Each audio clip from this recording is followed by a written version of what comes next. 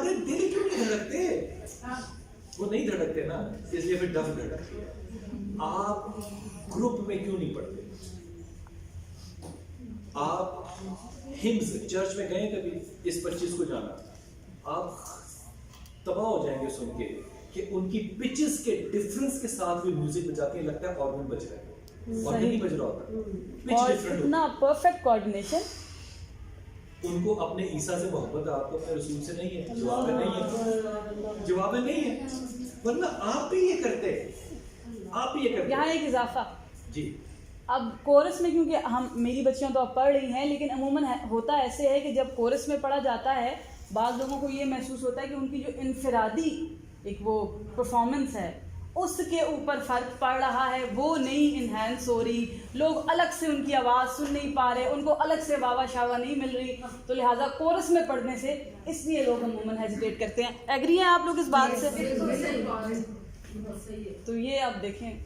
اچھا ایک تو دیکھو اس کا سلمان خان کا بڑا پن ہے کہ ساروں کو اپنا بچہ سمجھتی ہے، حالانکہ تم بھی میرا بچہ ہے، کمال ہے، یہ تقدس ہوتا ہے۔ اس کو اچھے استاد ملے، اس کو اچھے استاد ملے، آپ کو اچھے استاد نہیں ہے، آپ کو انفرادیت چاہیے۔ نبی کے آگے کوئی انفرادیت نہیں،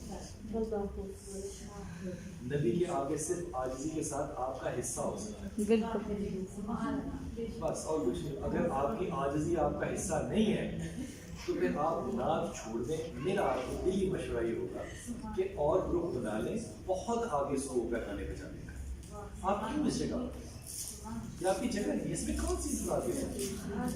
اس میں صرف نبی ہے بس، اور کچھ نہیں۔ اور جب تک آپ اس بات کا احساس اپنے دل سے نہیں کریں گے، میں آپ کو حلفاً کہہ رہا ہوں، آپ کی عزت اور توقیر نہیں ہو سکتی۔ یہ توقیر اور عزت جو ہے یہ اللہ کی رحمت سے آنی ہے۔ مجھے دنیا کی کوئی طاقت جو ہے نا وہ اسلام آباد کھینچ کے یہاں نہیں لا سکتی، یہ لا سکتی ہے، یہ لا سکتی ہے۔ اس کو نہ کرتے ہوئے میں 100 دفعہ سوچوں گا کہ مرنا بھی ہے بلال صاحب، آپ ہے نا، ختم ہوگی بات۔ آپ وہ تقدس کیوں نہیں پیدا کر سکتے اپنے دلوں کے؟ نہیں کر سکتے تو چھوڑ دو، نہیں ہوتا نا، کوئی مجبوری نہیں ہے، راستہ اور اختیار کر دو۔ اس راستے میں کیوں ہوں گے آپ کھڑے؟ کم از کم تذلیل کے لیے یا میرے مذاق کے لیے تو نہ کھڑے ہونا کہ میں گزروں گا تو آپ مذاق کریں، نہ کریں۔ کوئی فرق، سب کوئی انفرادیت نہیں ہو سکتی نبی کے آگے، کوئی انفرادیت، سب امتی ہیں اور عاجزی میں اپنا اپنا حصہ ڈالیں بس۔ اس سے زیادہ سوچنا جو ہے یہ تکبر ہے، اور تکبر پتہ ہے آپ کو کیا ہے؟ یہ تکبر ہے نا، میری آواز میری، یہ تکبر ہے۔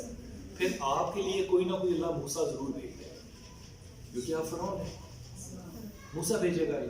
موسیٰ کے زمانے میں فرعون کی عمر کو اللہ نے 400 سال کر دیا۔ موسیٰ بھی پریشان ہو گئے، طور پہ کہتے ہیں اللہ میاں فرعون تو نے اتنی اس کو عمر دے دی۔ اللہ کہتا ہے دیکھ موسیٰ بات، تو میرا نبی پیغمبر ہے ٹھیک ہے، لیکن میرا پھڈا اس کے ساتھ ہے نا۔